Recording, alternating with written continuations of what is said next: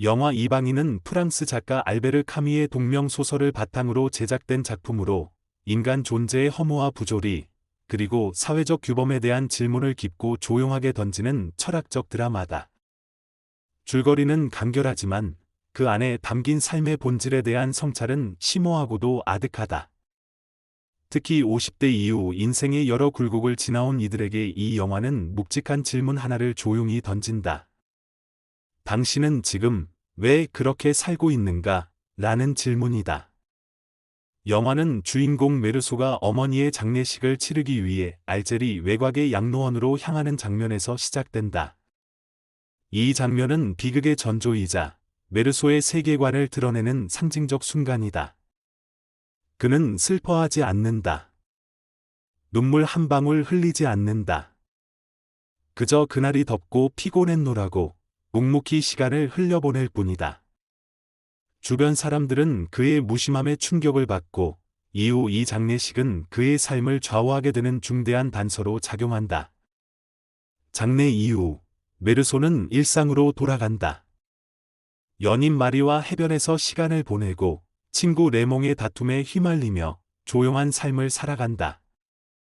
그는 사회의 규범이나 도덕적 판단보다는 순간순간의 감각과 충동에 의해 움직이는 인물이다. 그러나 그의 무관심은 곧 치명적인 사건을 부른다. 그는 사막의 태양 아래서 아랍인을 총으로 쏘아 죽인다. 단지 태양이 눈부셔서 너무 뜨겁고 혼란스러웠기 때문에. 메르소는 자신의 행동에 의미를 부여하지 않으며 그것이야말로 영화 전체를 관통하는 주제, 부조리의 정수다. 이 사건 이후 메르소는 체포되고 재판에 회부된다.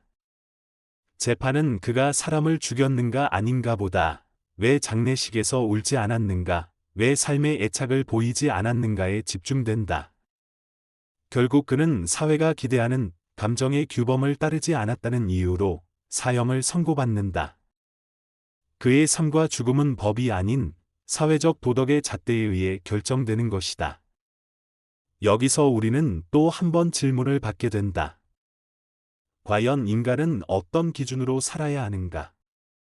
세상이 요구하는 감정을 따라야만 인간으로서 존재할 수 있는가?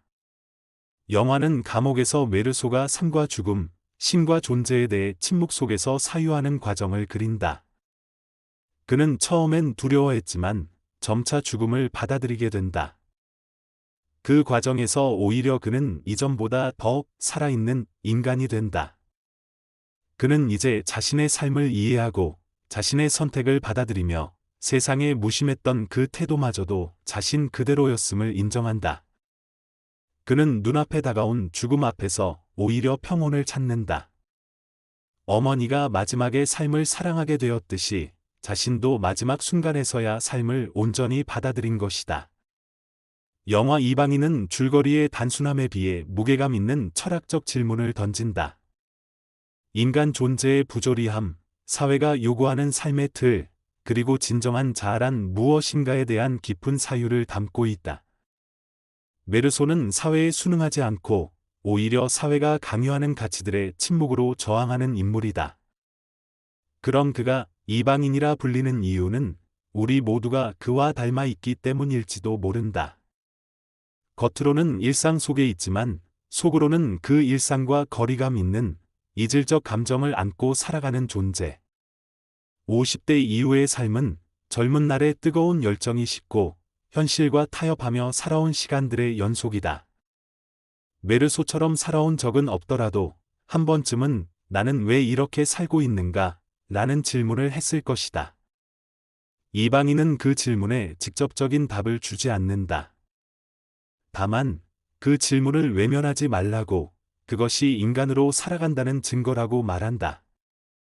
감정이 없는 것이 아니라 감정을 표현하는 방식이 다를 수 있다는 것, 의미 없는 일상도 삶의 한 조각이며 세상이 정해놓은 기준만이 전부는 아니라는 것, 영화는 이를 말없이 보여준다.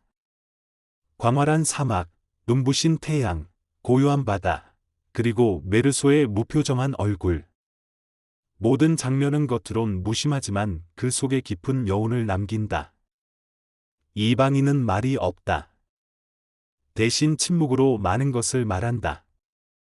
우리가 살아온 세월의 무게, 감정의 허무, 존재의 외로움, 그리고 그럼에도 불구하고 삶이란 축복이라는 것, 그것은 눈물 한 방울 없이도 가슴을 먹먹하게 만든다. 이 영화는 감히 말하지 않는다. 그러나 묻는다. 당신은 누구인가? 당신은 왜 사는가? 그리고 이 질문 앞에서 우리는 말없이 고개를 숙인다. 그것이 이방인이 남긴 가장 깊은 흔적이다.